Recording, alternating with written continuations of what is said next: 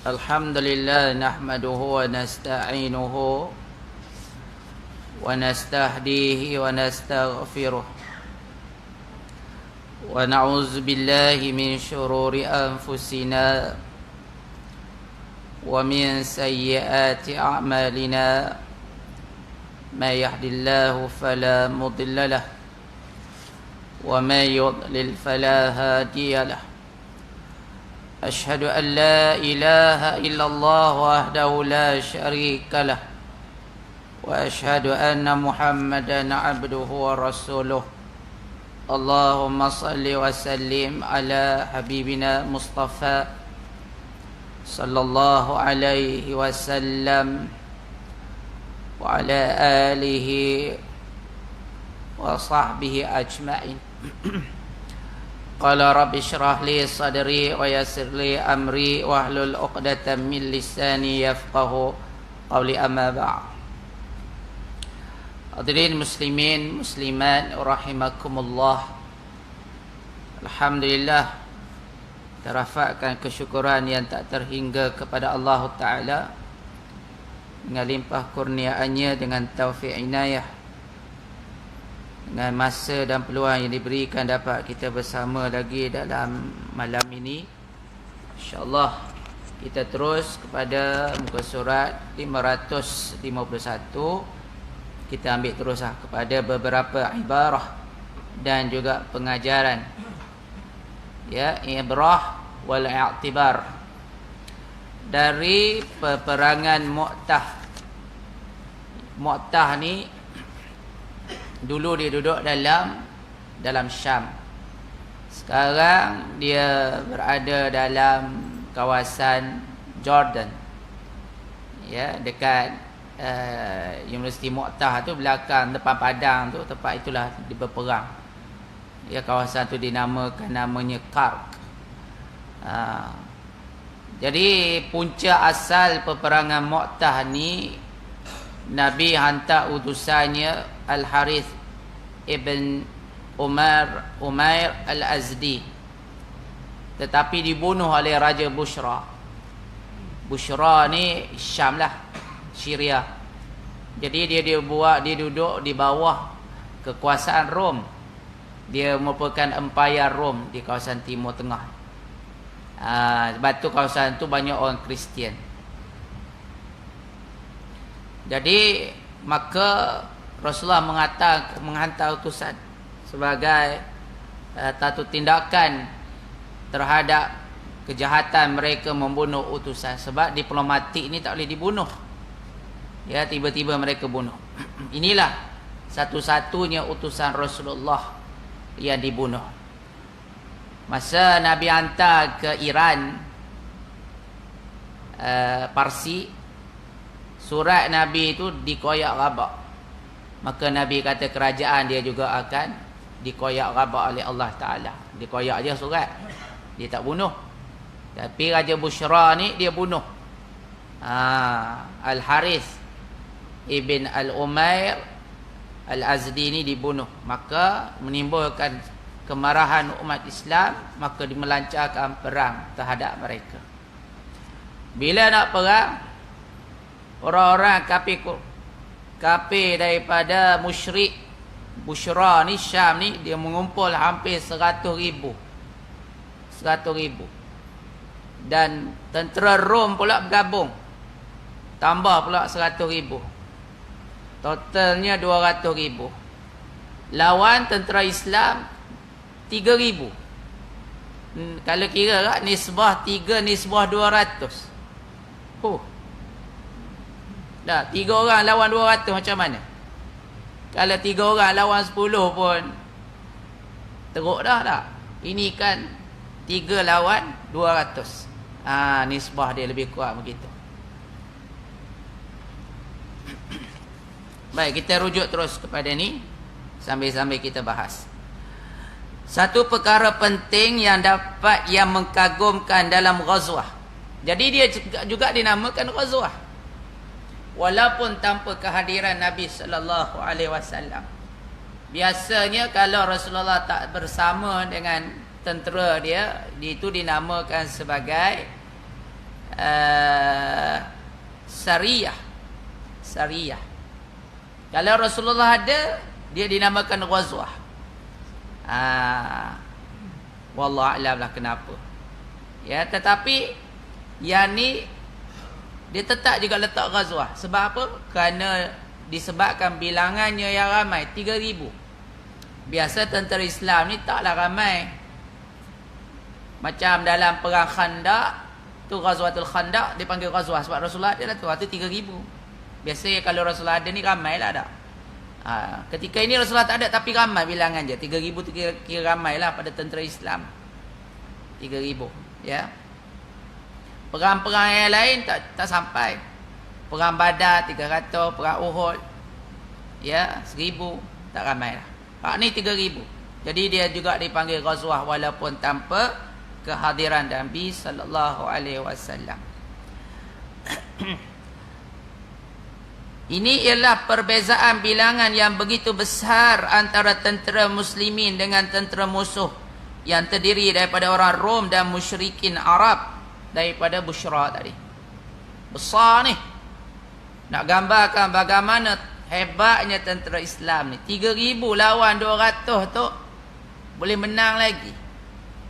Kalau zaman Nabi Daud AS yang dipimpin oleh Talut lawan Jalut, ramai ke? Talut ni tak ramai tentera dia. Lawan dengan Jalut, ada mengatakan 70,000 tentera dia, 70,000. Lawan dengan Talut tak ramai. Ya. Ada mengatakan 700 orang ya. 700. Dah lah tak ramai. Bila sampai di sebatang sungai, Talut pesan jangan mandi, jangan minum banyak. Hanya sekadar segenggam ataupun sekelompok air daripada tangan dia. Ada minum, ambil air cebok dengan minum, keluar-keluar cukup dah. Jangan minum banyak, jangan mandi, jangan apa. Jadi tentera ni ya lah. Jalan tengah padang pasir, panas terik, dahaga lagi tuan-tuan. Tak macam tempat kita ni lah sehari dua ni panas. Dah lah panas, air pula tak ada. Ya, sini ada air tak? Tak ada tak? Tak ada air juga tak? Sesanya tak ada air ni tuan-tuan ya. Dah 2 hari ni. Berjimat cermat lah kita. Mandi pun style Piramli je. Keluar tanah. Ambil hak wajib je. Ambil je wajib tak? Jangan ada aksiden lah. Musim-musim tak ada air ni tak? Hanya kena buat mandi. Tak? Jadi bila jumpa air apa dia jadi? Hak Talut pesan tu jangan mandi, jangan minum banyak. Apa dia nampak je sungai, nya terjun berenang. Nya minum puas-puasnya berenang, ya Allah. Itulah dah. Sebab sebelum kita ni jumpa ghanimah, jumpa kemewahan, boleh cakap lah. Ya, kita ni tak duduk dalam keadaan soal mewah. Ya, senang, boleh cakap. Bila dah duduk dalam tu, tenggelam habis ya. La, bila dah mandi, bila dah minum, dia jadi letih badan. Tak bermaya. Akhir sekali, yang menuruti, ya, yang boleh bersama dengan Talut ketika itu hanyalah 70 orang. Nak lawan tu 70,000. Dah 70,000 lawan dengan 70 orang. Tapi menang. Ya menang. Sebab kuasa Allah. Begitu juga yang ni. Ya, 3,000 lawan 200,000. Memang jarak orang kata 50 kali ganda lebih. Ya. Anda dapati bilangan Arab kafir dan Rom, orang-orang Rom yang bersama mereka itu seramai hampir 200,000 orang pejuang. Mengikut riwayat Ibnu Ishaq, Ibnu Sa'd dan keseluruhan ulama sirah, mereka berhadapan, ni pandangan ulama, sebahagian besar kata 200. Tak. Mereka berhadapan dengan tentera muslimin yang hanya 3,000 pejuang. Berarti bilangan tentera musuh tidak kurang daripada 50 kali ganda. Tak. Kalau sekali ganda pun dah letih dah, ini 50 kali ganda. Jadi dia nak bagi tahu pada kita jangan takut pada musuh walaupun ramai. Memanglah dari segi bilangan nampak kita kalah lah. Dari segi persiapan memang tak menang. Mereka ni cukup lengkap, makan minum cukup, persiapan perang cukup, tentera dia cukup, kenderaan mereka pun cukup. Tentera Islam semuanya sederhana. Tetapi kemenangan tu bukan kerana perkara itu. Kemenangan itu ia adalah nusrah. Wa man nasru illa min indillah. Tiadalah kemenangan itu melainkan pada sisi Allah. Jadi sebab tu kita jangan takut.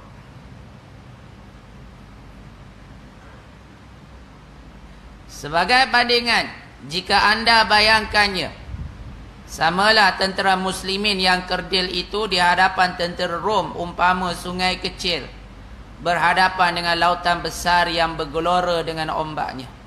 Tentera musuh lengkap dengan bekalan senjata, makanan serba persiapan, sedangkan tentera muslimin serba kekurangan. Kalau kita nak buat perbandingan macam zaman sekarang jugalah. Ya, negara umat Islam apa sangatlah dari segi ketenteraan dia. Nak banding dengan Rusia, nak banding dengan Amerika, nak banding dengan Israel. Dengan Singapura kita kalah. Kalau nak banding dengan tentera udara dia, kita kalah.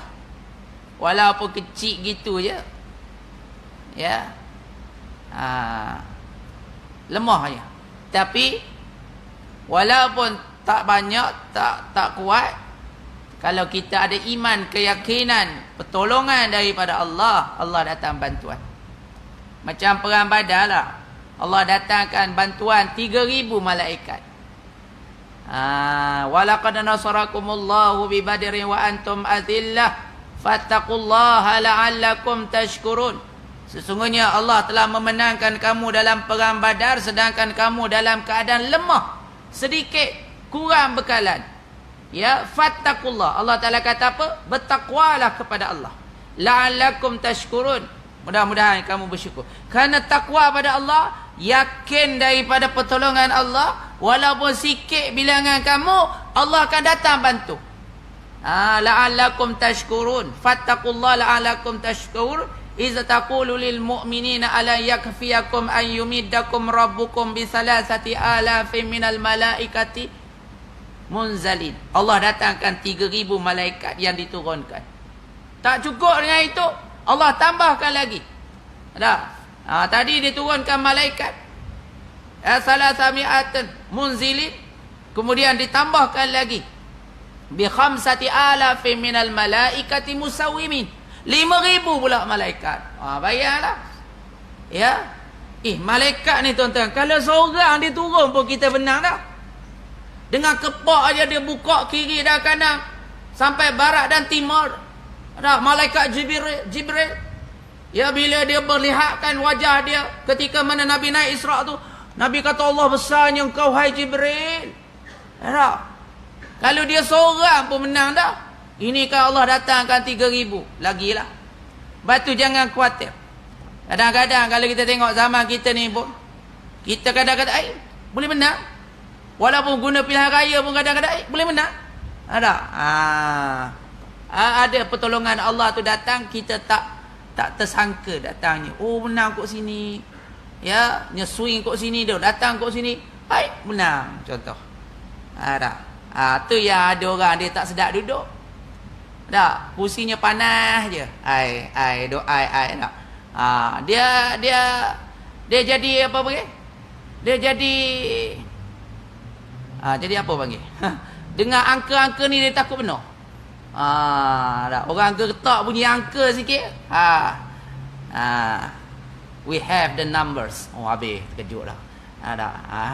Takut. Sebab tu dia guna 10 ni pun. Bila-bila masa boleh jatuh. Bila-bila masa boleh jatuh. Jangan main. Ya, apatah lagi kalau kita ni, sebab tu dalam ayat tadi sebut fattaqullah. Bertakwalah kepada Allah. Maknanya nak dapat takwa tu dia datang daripada iman dan amal. Keyakinan yang tak berbelah bagi kepada Allah. Allah Ta'ala ni tuan-tuan dah. Kalau Allah nak bantu kita, tak perlu ramai, seorang pun Allah Ta'ala boleh menang kan.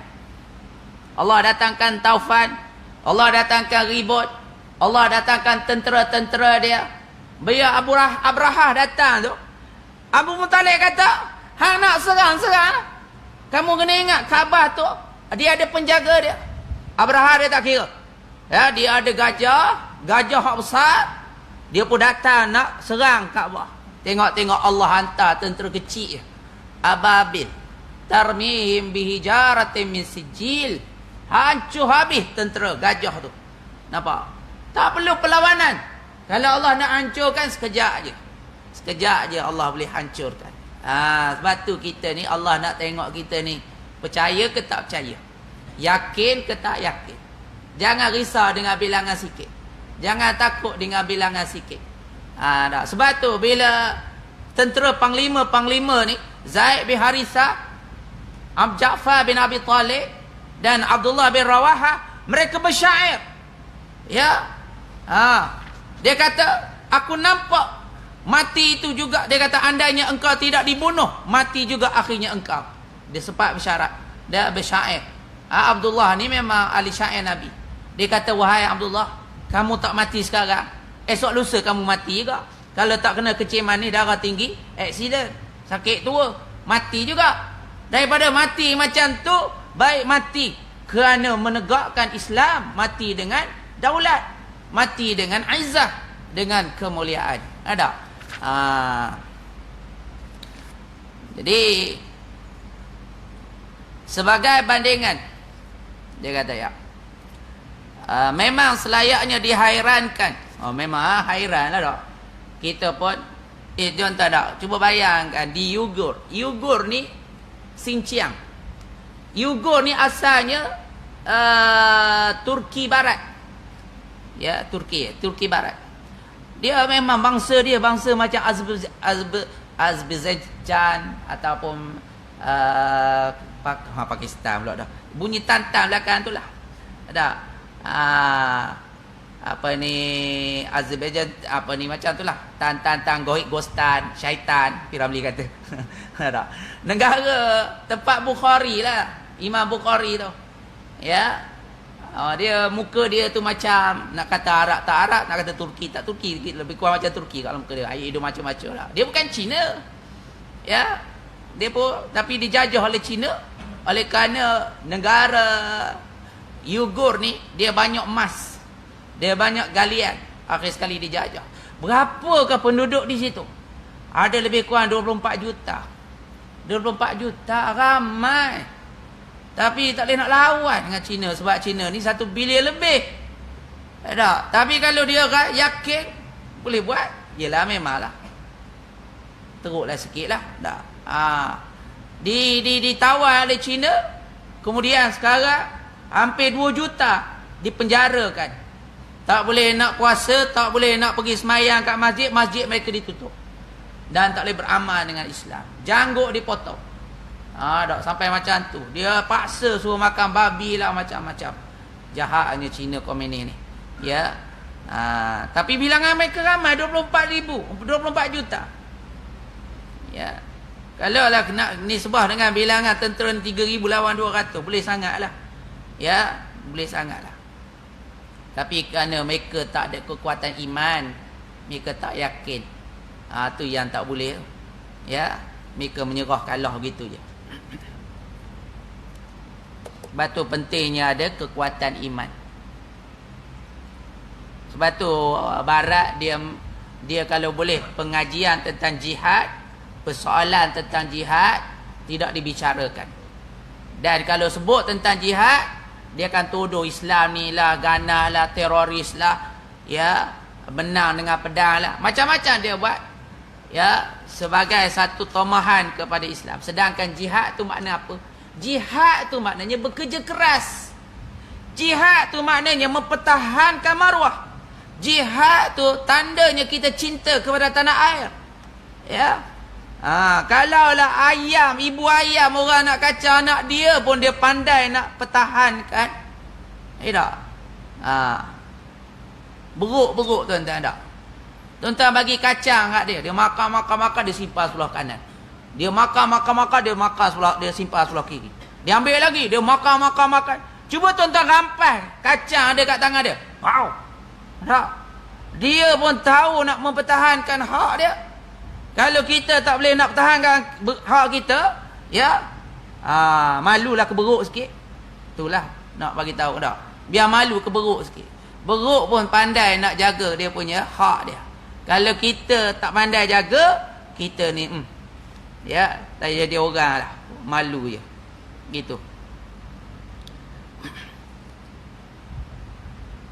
Memang selayaknya dihairankan kerana anda dapati tentera muslimin dengan kekurangan seperti yang telah disebutkan. Merupakan syariah. Ya, syariah ni maknanya satu batalion tentera yang diutuskan oleh Rasulullah tanpa kehadiran Rasulullah. Yakni tiada Rasulullah yang mengatur dan memimpin mereka untuk menghadapi lawan yang tidak seimbang. Di samping apa yang jelas kepada mereka, kalaulah mereka dikepung oleh musuh, sudah tentu mereka menjadi seolah-olah biji kecil berada dalam sebuah lubang tanah yang luas dan dalam. Memanglah tak 3,000 dengan 200 ni. Seumpama 200 orang dengan 3 orang kepung gitu je. Duk jekah je, duduk ugut tu pun dah pensan dah tak. Kalau 3 lawan 200, lainlah Superman. Ada. Lainlah adventure. Apa-apa ni karut belaka, cerita semua boleh buat cerita tak. Marilah alien ke apa ke, oh menang dia. Tak, macam-macam keluar senjata tu senjata ni, dak jurus tu jurus ni. Boleh lah hantar Rambo seorang pergi Vietnam. Tak? Hantar Rambo seorang pakai manah je. Orang lain pakai machine, dia pakai manah je, menang lagi Rambo. Nampak sangat lah orang kata nak menipu pun, ya, pada-pada lah nak menipu. Padahal mereka lawan Vietnam kan kalah. Ya, lain-lain dia buat cerita Rambo. Tak pernah dia kalah dengan lawan dengan musuh ni. Tapi bila dia lawan dengan Vietnam pakai gerakan gerila, kalah dia. Menyelusuk kok dalam hutan, gali parit, gali ya tembok. Tak. Macam-macam dia buat.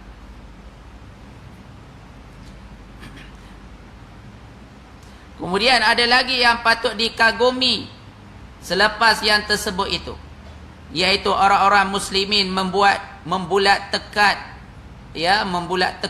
untuk memerangi angkatan tentera musuh yang laksana lautan bergelora hingga pada mulanya terbunuh amir mereka yang pertama, kedua dan ketiga. Memanglah masa mula-mula nak perang tu, musuh-musuh ni dah tengok dah bilangan 200,000. Dia dah bagi tahu dah kepada Abdullah bin Rawahah, macam mana ni, tak seimbang kita ni. Ya, Abdullah bin Rawahah kata, kita datang berjihad ni kerana nak mati syahid. Kita ni datang ni nak menegakkan agama. Tak kisahlah banyak mana bilangan kita, sikit ke besar ke, banyak ke sikit ke, kita tetap lawan. Lawan tetap lawan. Lawan tetap lawan. Maknanya kita sudah ada salah satu daripada kemenangan. Ya, daripada 2 kemenangan, sama ada balik dengan menang ataupun mati dengan syahid. Ya, berganjak tidak. Tu betul. Pemimpin panglima perang yang berjiwa, ya, berani. Itulah akidah yang telah diterapkan dalam hati mereka. Berani mati.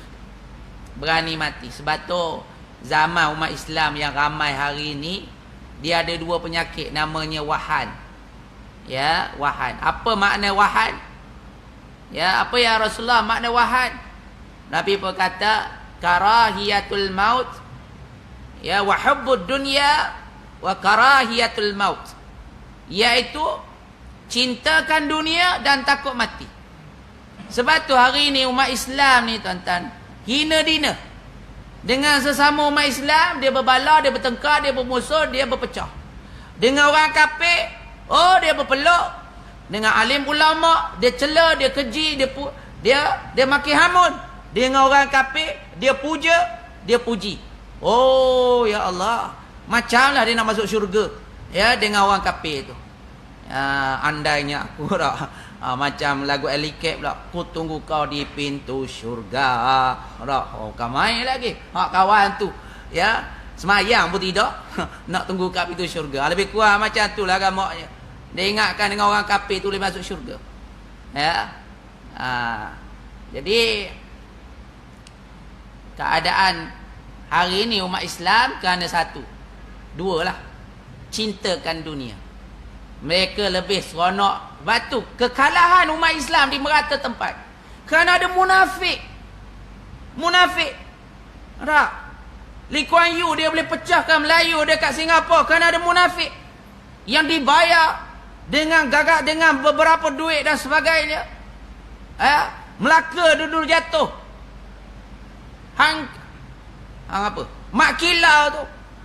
Ya. British boleh tahu di mana kelemahan dia, dengan peluru apa dia boleh kalah, sebab anak murid dia telah membocorkan rahsia. Kerana duit. Ada munafik-munafik yang gilakan kemewahan dunia. Kekalahan umat Islam kerana banyaknya munafik-munafik yang ada. Kerana semata-mata nak hidup senang. Ya, kerana nak kemewahan. Hari ni berapa ramai orang nak berjuang. Ya, dengar aja orang nak gerakkan Islam. Tak apa. Ya, sebab mereka tak nak. Sebab mereka nak duduk selesa. Comfort zone. Tak apalah. Kena tipu banyak kali pun. Yang penting aku selesa. Ada. Tu yang asyik kena kelentong je. Tak apa. Dia kata tak apa. Asalkan aku boleh tidur lena. Anak bini aku boleh pergi. Anak-anak boleh pergi sekolah. Aku boleh makan, minum apa. Dia tak fikir langsung tentang agama tu macam mana. Ya, lepas satu musibah datang. Ya. Nak guna nama kalimah Allah lah, nak mari LGBT lah, nak mari apa lah. Dia tak kisah. Orang nak semayang ke tak nak semayang, orang duk kritik bab azan ke tak azan, orang duk perendahkan Islam, dia buat je. Ya, dia buat je. Sebab apa? Dia fikir dia nak hidup senang. Ya, dia fikir dia nak makan senang. Dia fikir anak bini dia boleh hidup selesa. Islam naik ke tak naik, mati ke tak mati, apa ke tak apa, itu bukan urusan aku. Itulah manusia yang ada ni. Nabi kata ramai-ramai hari ni.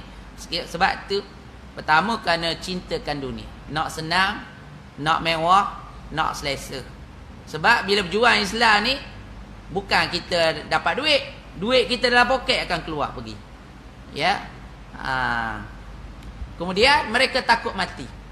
Mereka takut berjuang, mereka takut mati. Ya. Masih juga tidak menjejaskan kerinduan mereka yang berkobar-kobar terhadap syahid. Sungguh menghairankan. Maknanya tuan-tuan, matinya Zaid bin Harisah. Zaid ni anak angkat Nabi. Zaid bin Harisah ni. Anak pada Zaid namanya Usamah. Usamah bin Zaid. Ya, maknanya bapak dia ni panglima perang. Nabi angkat Zaid jadi panglima perang dalam Mu'tah. Kemudian Nabi angkat anak Zaid, Usamah bin Zaid, umur 18 tahun. Umur 18 tahun tempat kita ni budak-budak duk main wheeling motor. Duk main exhaust motor, duk pikul ke kiri ke kanan, duk bawa ke motor. Ada anak kita 18 tahun duk main Mobile Legend. Duk perang kau, perang Mobile Legend. Piu. Deng kau. Duk perang dalam Mobile Legend je. Ya. Lepas tu menangis. Ya. Sedih. Kenapa? Putus cinta. Sedih. Ada. Itulah budak muda sekarang 18 tahun. Tapi zaman Nabi 18 tahun adalah singa padang pasir. Saifullah, pedang Allah. Ya. Sebab Nabi yang didik mereka. Gila mereka dengan keimanan dan tauhid yang hebat. Tu yang penting tu. Sungguh menghairankan.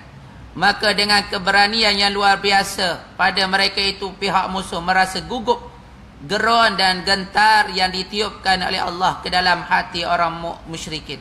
Tidak ada sebab lain dari itu hingga pihak musyrikin musuh itu berundur Dan sebelum berundur mereka sempat ditumbangkan begitu ramai sekali oleh muslimin.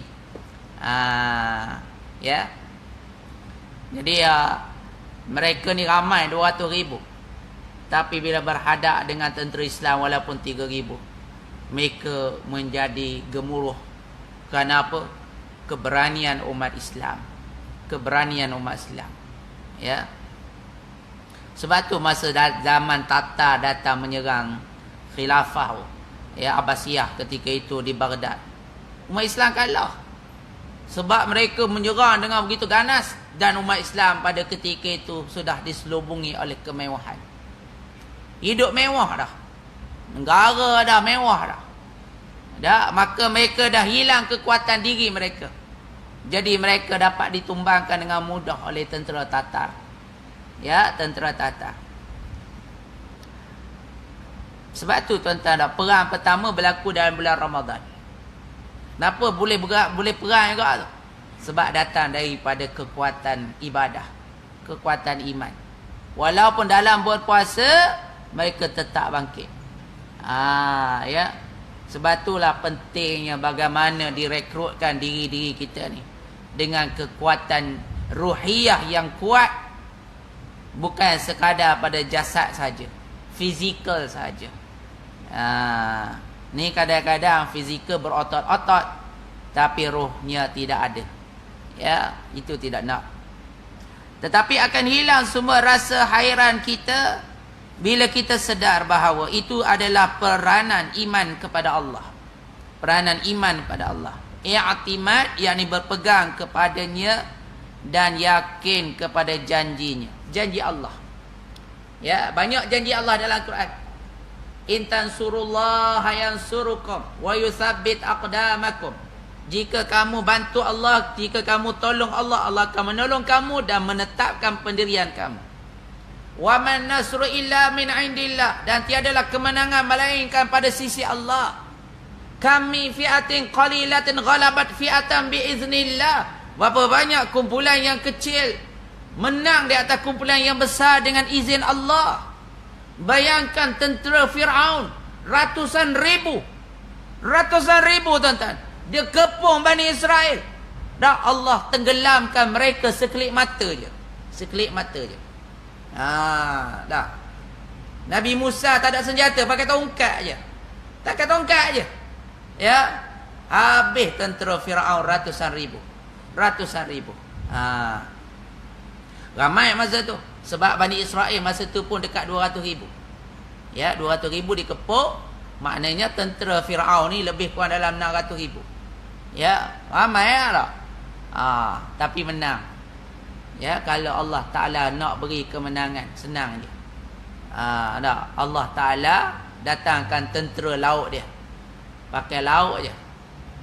Kemasa perang Khandaq, Allah Ta'ala datangkan tentera Taufan. Ribut Taufan yang datang melanda. Itu, ya, maknanya Allah datangkan tentera-tentera yang kadang-kadang tak disangka-sangka. Malah orang-orang yang merasa hairan itu, jika benar-benar muslimin, yakni dia beriman pada Allah, tidak seharusnya merasa hairan akan ketidakseimbangan bilangan yang sedikit dengan yang banyak berganda itu. Janji Allah ialah kemenangan dan bantuan serta seterusnya memberi syurga yang penuh nikmat yang boleh dihuni buat selama-lamanya. Tuan-tuan tak? Cuba kita tengok dalam sejarah. Nabi Musa ni, dia ni ikut perintah Allah. Allah kata, wahai Musa, kamu pergi jumpa Fir'aun. Tak. Wahai Musa, kamu lawan Fir'aun. Nabi Musa dia tak tahu yang pada tongkat dia ni boleh keluar ular. Dia tak tahu pada tongkat dia ni boleh keluar cahaya. Dia tak tahu pada tongkat dia diketuk pada lautan boleh terbelah. Dia tak tahu. Ya. Yang dia tahu, dia yakin dan dia beriman dengan Allah. Allah perintah dia pergi. Tak? Sebab dia yakin Allah akan bantu dia. Allah akan tolong dia. Tak. Begitu juga Nabi Ibrahim. Nabi Ibrahim tak tahu ya Allah akan bantu dia macam mana. Apa yang dia buat ikut perintah Allah.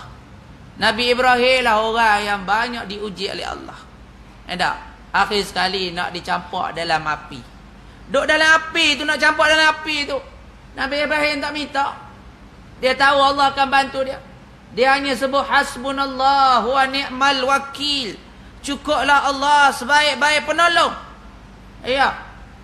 Bayangkanlah tuan-tuan, kita kalau lah kita tahu Allah nak tolong, kita masuk dalam api, agak-agaklah pertolongan Allah kepada kita masa duduk dalam api tu, kita duk fikir apa tuan-tuan? Kita duk fikir mungkin Allah datangkan bomba kan maknya.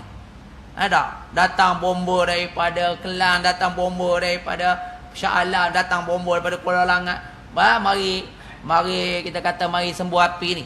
Oh, kita duk anggap kalau lah kita kena dengan ujian seperti Nabi Ibrahim, ya, dia duk harap Allah bantu dia. Mungkin kita duk fikir Allah turunkan hujan yang lebat. Mencurah-curah. Ya tak? Tak. Kekuasaan Allah tak terjangkau oleh kita. Api itu tak terpadam. Nabi Ibrahim masuk dalam api, tapi tak terkesan pun. Rupanya api itu sifat dia berubah. Daripada dia membakar, menjadikan dia seperti duduk dalam aircon. Macam kita duduk dalam aircon sekarang. Ya. Gitu juga masa dia nak sembelih anak dia. Dia tak tahu macam mana anak dia boleh selamat daripada pisau. Dia tak dekat batu, terbelah dua batu. Zop. Tengok Allah tukar anak dia jadi kibas. Ganti pada kibas. Allah nak buat mudah aja. Ya, Allah nak buat mudah aja. Gitu, ya. Jadi jangan khawatir. Apa bentuk pertolongan Allah, kita serah pada Allah. Ya. Hasbunallah wa ni'mal wakil. Inni tawakkaltu 'ala Allah. Ya, kita bertawakal kepada Allah.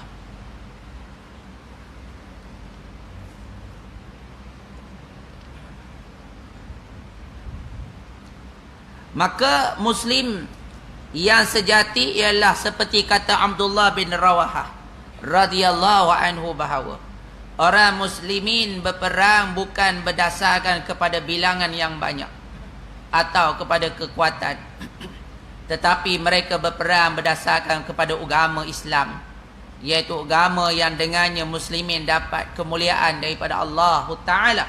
Kita yakin satu je. Ya, kita bawa Islam ni, kita bawa kebenaran. Ya, kita bawa benda yang hak. Bila bawa benda Allah punya, kita bawa Islam ni perintah Tuhan.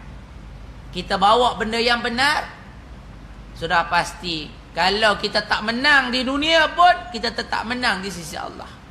Allah ganjarkan kita dengan ganjaran yang hebat. Ya.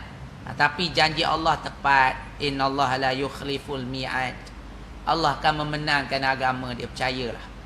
Ya, percayalah. Sebab tu kita lihat Islam ni akan tetap bangkit. Sebab tu orang-orang kafir duk mengkaji Islam. Mereka kata Islam tak dapat nak dihalang. Cuma dia kata kita boleh memperlahankan sahaja. Dia bayangkan tuan-tuan, dekat Eropah, dekat Britain, dekat Perancis, dekat Amerika, ya, Islam sudah merebak. Dan dikatakan pada tahun 2040 lebih, ya, Islam mungkin menjadi, ya, majoriti ataupun agama yang menguasai di Eropah. Sekarang ni pun agama Islam sudah menduduki tempat yang tinggi kedudukan dia. Sampaikan datuk bandar di kawasan England, di Perancis, dilantik datuk bandar di kalangan umat Islam. Ada. Ya, dikuasai ekonomi oleh imigran daripada Turki, daripada Syam, daripada Pakistan, menguasai ekonomi mereka. Tak. Dulu masa Lady Istiana meninggal, bukan? Ya, skandal dia dengan Dobby ke apa, Saudagar Arab dah. Perusahaan pasaraya yang besar di Britain dikuasai oleh Islam. Jadi Jangan risau. Macam cerita Fir'aun lah, ya. Dia takut pada musuh dia, takut pada Islam, dia bunuh budak-budak lelaki. Tiba-tiba Allah hidupkan budak lelaki itu di dalam istana dia sendiri. Dia sendiri yang memelihara budak tu. Yang akhirnya budak tu membesar menjadi seorang Nabi, Nabi Musa. Dan dialah yang membunuh Fir'aun tu. Hak dia takut duduk dalam istana dia. Ya tak? Itulah keadaan dia. Boleh berlaku. Tak pelik. Ya. Masuk ke?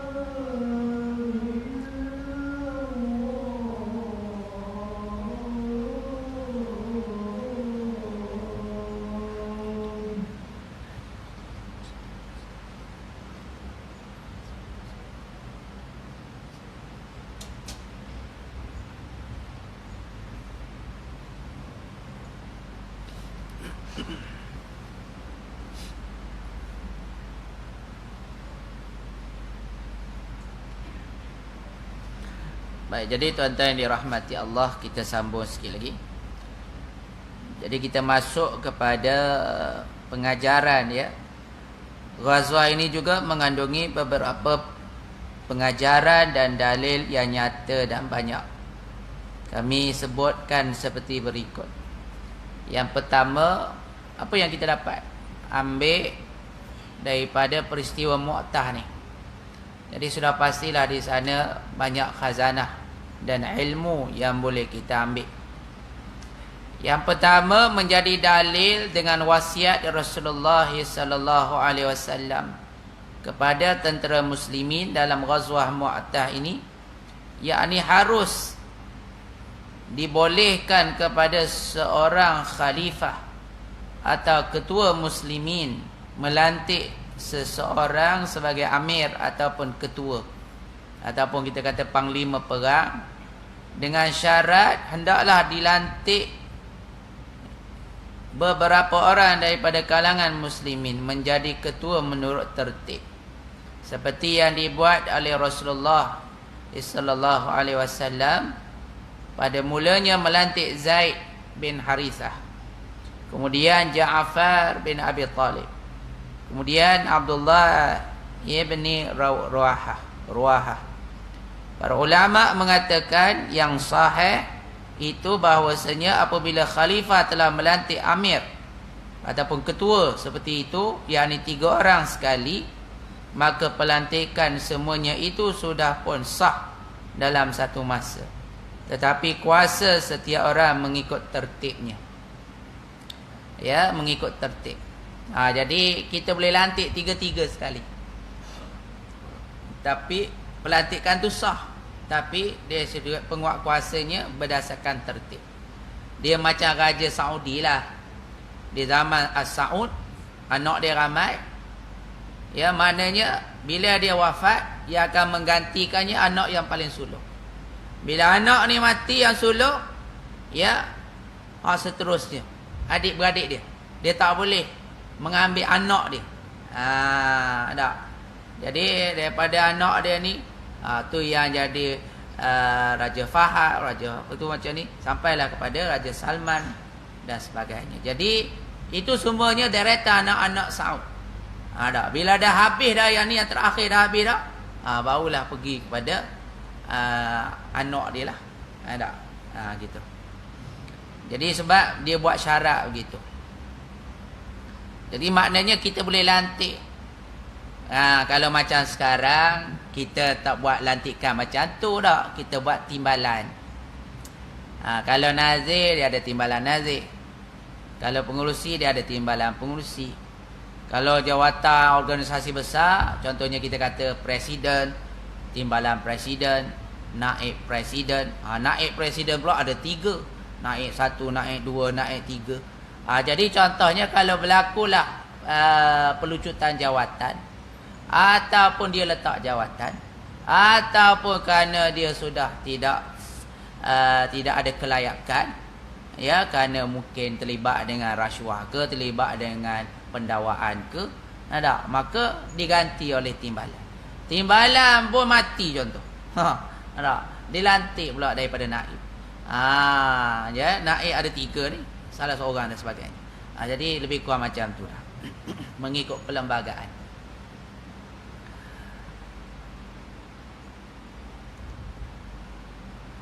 Kemudian kedua, iktibar yang kedua, wasiat Rasulullah itu juga menjadi dalil bahawa disyariatkan kepada muslimin berijtihad memilih seorang ketua, amir, atau diwakilkan oleh khalifah untuk memilih sesiapa sahaja yang layak pada pandangan mereka.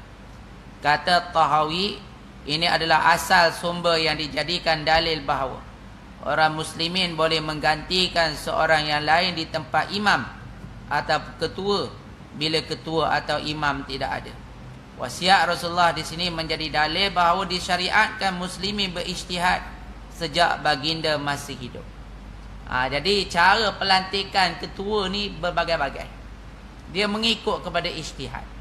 Di zaman ketika Rasulullah wafat, ya, para sahabat, Nabi dia tidak tunding siapa-siapa. Nabi tak lantik siapa-siapa pengganti dia. Jadi para sahabat ni membai'ahlah beberapa orang. Beberapa orang. Abu Jarrahnya, Abu Bakar, 2, 3, 4 orang. Tetapi ada satu hadis mengatakan bahawa khalifah yang dilantik selepas Nabi adalah berasal daripada Mekah. Pasalah ambil orang Muhajirin. Sebab itulah khalifah pertama Muhajirin daripada Mekah, Sayyidina Abu Bakar. Yang kedua pun daripada Mekah, Abu Umar. Yang ketiga pun daripada Mekah, Uthman dan Sayyidina Ali. Muawiyah dan seterusnya. Jadi selepas daripada itu berlaku pelantikan khalifah berdasarkan pada pemilihan. Muawiyah dia angkat anak dia Yazid untuk jadi khalifah, jadi raja. Zaman dia lah diangkat menjadi raja. Mengikut pada ijtihad. Di zaman kita pula berdasarkan pada pilihan raya. Berdasarkan pilihan raya. Gitu. Jadi dia boleh berubah-ubah mengikut konteks negara masing-masing. Kemudian yang ketiga, anda telah pun membaca hadis bahawa Rasulullah menyeru Zaid, Ja'far dan Ibnu Rawahah dengan mengalirkan air matanya padahal Rasulullah, dan mereka dipisahkan oleh jarak yang sungguh jauh. Itu menunjukkan bahawa Allah Ta'ala menganugerahkan sesuatu yang ganjil kepada Rasulnya, hingga dapat Rasulullah melihat keadaan mereka yang sedang berperang jauh di perbatasan negara Syam, malah dapat mendengar apa yang dibualkan oleh mereka. Itu adalah di antara perkara-perkara yang luar biasa yang dikurniakan oleh Allah kepada Rasulullah sallallahu alaihi wasallam. Jadi zaman Nabi itu benda ni benda ajaib. Benda ajaib. Nabi ni dia tahu perbualan di antara sahabat-sahabat ni. Dan Nabi tahu Zaid ni meninggal, Ja'far meninggal dan Abdullah meninggal, sehingga kan Nabi bila dia sebut depan sahabat yang ada di Madinah, Nabi mengalirkan air mata kerana cinta dan kasih daripada sahabat. Tapi Nabi tahu. Kalau zaman kita tak pelik lah. Orang main bola sepak dekat kelab United Kingdom, berapa dia kelab United ke apa ke, kita boleh tengok on the spot. Berlaku gempa bumi dekat Indonesia, kita boleh tahu dah. Berlaku apa yang mak kita duduk kat Mekah sekarang ni, dia buat haji ni, mak kita hantar mesej, lepas tu buat video call, buat video macam-macam tak. Mak ni doa tawar ni, dia makan nasi dengan belacan, kasihlah adil kau letak. Ada. Dia seolah-olah macam dia duduk kat kampung je dah. Jadi sekarang tak pelik lah. Benda tu tak jadi suatu mukjizat zaman kita. Tapi zaman Nabi pelik lah tu. Benda yang tak dapat dicapai oleh akal di ketika itu. Tapi bukan sahaja Nabi sahaja. Kalau Nabi tu kita kata mukjizat. Mukjizat. Tetapi Sayyidina Umar bin Khattab pernah dia berkhutbah. Dia duduk berkhutbah ni. Dia nampak tentera Islam yang dihantar. Ketika itu dihantar ke mana ke Jabatan. Di sepadan Spanyol. Dia ketika itu dia nampak musuh sedang mengitip untuk menyerang hendak tentera Islam. Umar ni dia teriak dalam dia khutbah tu. Musuh, berhati-hati. Orang hak dengar khutbah tu terkejut. Terkejut. Dia kata apa pula Umar ni? Kenyanyuk dah. Jadi orang pun bertikai, Umar, kamu kenapa duduk menengking dalam khutbah? Dia kata aku masuk khutbah tadi aku nampak gambaran skrin musuh sedang nak ambush tentera Islam. Tu aku teriak, berhati-hati belakang kamu musuh. Dia teriak tu. Kemudian para sahabat ni, ahli tahkim ni duk fikir, Umar ni layak lagi kan dia pelik dah ni. Kenyanyuk ke apa? Nantilah kita tunggu. Biar tentera Islam tu balik nanti. Kemudian 3 bulan kemudian mereka tanya, ada tak berlaku apa-apa perkara yang pelik masa kamu duduk di sana? Dia kata, ada satu peristiwa kami diserang hendak. Tiba-tiba kami dengar suatu suara sebiji macam suara Umar. Maka kami pun cepat-cepat ya mujur dengar suara tu, kami dapat kesan musuh dan kami dapat mengelak. Kalau tidak dengan kami habis diserang. Maka barulah mereka tahu. Itulah karamah, kehebatan Sayyidina Umar. Dia boleh nampak. Ya, dia boleh nampak. Ada orang-orang yang wali-wali tuan-tuan, bila dia datang masjid, dia boleh nampak ni muka-muka ni. Ada ni muka macam babi, ada ni muka macam monyet, ada muka macam ni. Dia boleh nampak. Allah kasyafkan pada dia. Sebab tu Imam Ghazali kata, ada jenis orang yang macam ni, dia tak digalakkan datang berjemaah. Sebab takut menimbulkan prasangka-prasangka tak elok. Sebab Allah bagi kasyaf pada dia. Sebab ada hak datang-datang ni, muka macam babi, macam monyet, macam kera ni, mungkin kerana dia ni makan ayam haram. Ataupun dia datang bukan nak datang dengan ceramah mana pun, dia SB rupanya. Contohlah dah. Nak ambil nota-nota, nak ambil benda-benda tertentu, kemudian nak dilaporkan. Ataupun dia datang ni sekadar kerana ada makan kot lepas ni. Contohlah kerana nak makan, bukan kerana ikhlas. Jadi dia boleh nampak. Ada jenis orang-orang yang Allah Ta'ala berikan khasyah pada dia. Orang-orang yang hebat. Gitu ya. Jadi Nabi ni dapatlah sebab mungkin kenabian dia tu. Hadis itu juga menjadi dalil betapa kasihnya Rasulullah sallallahu alaihi wasallam kepada para sahabatnya. Lantaran kasihnya tidak terhingga menyebabkan Rasulullah menangis sedih yang tak dapat ditahan bila diketahuinya sahabat-sahabatnya telah gugur syahid. Namun demikian anda juga tahu bahawa menangisnya Rasulullah tidaklah bermakna baginda tidak bersetuju dengan qada dan qadar Allah. Walaupun hatinya berduka cita hingga mengalir air matanya, seperti yang disabda sendiri oleh baginda, maksudnya itu adalah tabiat sopasatun serta kasih sayang yang disemula jadikan oleh Allah kepada manusia. Jadi kalau kita menangis kerana anak kita meninggal, kita menangis kerana suami meninggal, isteri meninggal, itu bukan maknanya kita protes pada takdir. Itu maknanya tangisan rahmah, tangisan kasih sayang. Ya, betapa kita sayang pada anak kita. Ya, betapa kita kasih pada isteri kita meninggal. Jadi sudah pastilah dia mengalir air mata. Ya, pengaliran air mata itu bukanlah sebagai tanda kita ni tidak reda. Tidak macam juga kalau kita terjatuh dah. Lukalah lutut kita berdarah, kita pun secara spontan, aduh dah. Jadi dia keluar mengaduh tu, dia bukan nak protes takdir Tuhan, tapi dengan mengaduh tu dia boleh meredakan sedikit rasa sakit tadi. Allah, sakit lah.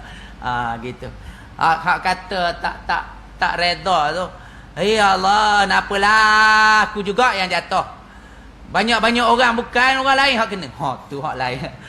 Tu barulah dia tidak reda. Gitu. Kemudian yang terakhir tuan-tuan, kita perhatilah terakhir sikit ya.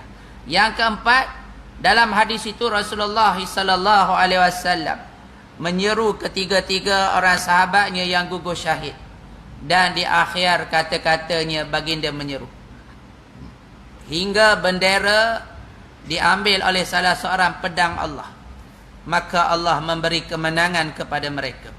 Nabi dah bagi tahu dah, kalau yang ketiga pun gugur, maka ketika itu maka diberikan pedang itu kepada Saifullah, pedang Allah. Maknanya Nabi suruh para sahabat ketika itu, kamu pilihlah di kalangan mereka di kalangan kamu untuk dilantik menjadi amir, kerana dia adalah salah satu daripada Saifullah ataupun pedang Allah, dan kamu akan menang. Nabi dah bagi tahu dah. Nabi dah bagi tahu. Ya, maka bila panji itu kembali jatuh semua tiga-tiga panglima, maka para sahabat ni bermusyawarah bagi pada Khalid Al-Walid. Dan ketika itu Khalid Al-Walid baru masuk Islam. Baru masuk Islam. Jadi Allah Ta'ala, Nabi dah dah bagi satu penganugerahan kepada Khalid. Sebab Khalid ni memang dia panglima masa zaman Quraisy. Masa dalam perang Uhud tu, dia boleh pusing gunung Uhud tu, Jabal Ramal tu, untuk pergi serang hendak balik dalam masa yang begitu pantas. Sebab dia memang panglima perang yang tak terkalah. Dalam Islam pun dia dilantik jadi panglima. Kerana kehebatan dia punya penyusunan strategi. Ini adalah merupakan catatan kemuliaan yang khusus kepada Khalid ibn Al-Walid radhiyallahu anhu. Kebetulan Khalid baru kali inilah mengambil bahagian dalam barisan tentera muslimin, kerana beliau baru sahaja memeluk Islam. Dari situ kita tahu bahawa beliau diberi gelaran Saifullah, yakni pedang Allah, oleh Rasulullah sallallahu alaihi wasallam. Khalid berhadapan dengan cabaran yang sungguh sulit dalam Ghazwah Mu'tah ini. Diriwayatkan oleh Bukhari daripada Khalid sendiri katanya, dalam perang Mu'tah 9 bilah pedang patah di tanganku. Habis semua pedang yang ada padaku kecuali pedang pendek buatan Yaman. Ibnu Hajar mengulas bahawa hadis ini menjadi bukti pihak muslimin membunuh banyak orang-orang musyrikin. Jadi tuan-tuan, salah satu kekuatan umat Islam, ya, salah satunya ialah seni bina diri. Kita ni kena pandai. Ya, kena pandai. Kena adalah juga kurang-kurang mengelaklah lesung sambal bini kita lempar ke. Ada ni bini lempar pun tak pandai nak mengelak, tak pasal-pasal masuk urat dah. Ada. Jadi kena ada buah kilas. Kena pandai bersilat. Ya, kena pandailah kita ni ada seni bina. Sebab apa? Seni bina pula. Seni mempertahankan diri. Sebab bila berlaku apa-apa kemudaratan, ya, macam berlaku 13 Mei ke, rusuhan ke, apa ke, sekurang-kurangnya kita ada perkara yang boleh mempertahankan. Sebab tu umat Islam berperang, barisan depan semua hebat-hebat belaka. Bila berperang satu sama satu semua menang Islam. Macam mana mereka berlatih? Sudah pastilah, ya, mereka mempunyai latihan. Antara sebab mengapa orang ramai di Madinah bersorak mengejek para pejuang yang pulang daripada Mu'tah dengan mengatakan, wahai orang-orang yang lari, kamu lari daripada sabilullah. Itu adalah kerana para pejuang tersebut tidak mengejar musuh setelah mengalahkan mereka. Para pejuang Islam berpatah balik ke Madinah, meninggalkan bumi tempat mereka berperang. Berbeza dengan peperangan lain sebelum itu. Ini adalah kerana Khalid dengan pendapatnya bahawa sudah mencukupi setakat itu sahaja serangannya, lalu dibawanya kembali para pejuang ke Madinah. Apa yang kita lihat, perancangan yang begitu halus yang dilakukan oleh Khalid ibn Al-Walid, ia telah menyelamatkan muslimin dan memberi semacam kegerunan di dalam hati orang-orang Rom. Justru itu Rasulullah menolak ejekan orang ramai terhadap mereka dengan mengatakan, mereka bukan orang-orang yang lari, tetapi mereka akan menyerang semula insya-Allah. Jadi tuan-tuan, Khalid ni dia buat macam mana? Dia pecah dua tentera Islam. Hak daripada kanan menghala ke kiri, daripada kiri menghala ke kanan. Dia punya strategi Khalid ni beza-beza. Ada satu masa dia perintahkan tentera-tentera membakar tungku masakan dengan bilangan yang banyak. Ada peperangan yang lain, dia suruh hentakkan kaki kuda supaya berjerebu. Kali ini dia buat macam mana? Dia suruh pecah dua. Tak tahulah tinggal berapa bilangan umat Islam masa tu. Kita katalah 2000 lebih. Sebahagian besar pergi sebelah kanan, sebelah besar daripada kiri. Kemudian gempur. Hak kanan ke kiri, hak kiri ke kanan. Bila musuh dia nampak macam tu, dia duk ingat bantuan daripada Madinah sudah sampai. Akhir sekali bercelaru tentera musuh. Lari. Yang dah kena mati, yang kena timbuk, yang kena bunuh tu ramai. Lari sampai satu tempat. Khalid kata berhenti. Cukup, kita balik. Dah kira maknanya kita dah menang. Ya, kita jangan kejar. Sebab apa jangan kejar? Kok dia lari, dia pergi berkampung kat kubu dia. Hak kata 200,000 tu. Alah, jadi daripada kita pergi masuk daripada sarang terbuang, baik kita sampai sini. Kita dah menang, kira menang. Tu yang Khalid Al-Walid dia balik. Tetapi sebenarnya dalam perang ni Islam dikira sebagai pemenang juga. Sebab musuh lari. Ada. Cuma Islam tak kejarlah sampai ke depan. Cukup dah tu. Kira dah menang dah. Wallahu ta'ala bis-shawab. Aqulu qawli hadza wa astaghfirullah li wa lakum. Bismillahirrahmanirrahim. Alhamdulillahirabbil alamin. Wassalatu wassalamu ala asyrafil anbiya'i wal mursalin wa ala alihi wa sahbihi ajma'in. Allahumma nawwir qulubana binuri hidayatika kama nawwartal arda binuri syamsika abadan abada birahmatika ya arhamar rahimin. Allahumma inna na'udzubika min ilmi la yanfa' wa min qalbi la yakhsha' wa min nafsin la tashba' wa min du'ain yustajab. Sallallahu ala sayyidina Muhammadin wa ala alihi wasallam walhamdulillahi rabbil alamin. Taqabbalallahu minkum ya karim.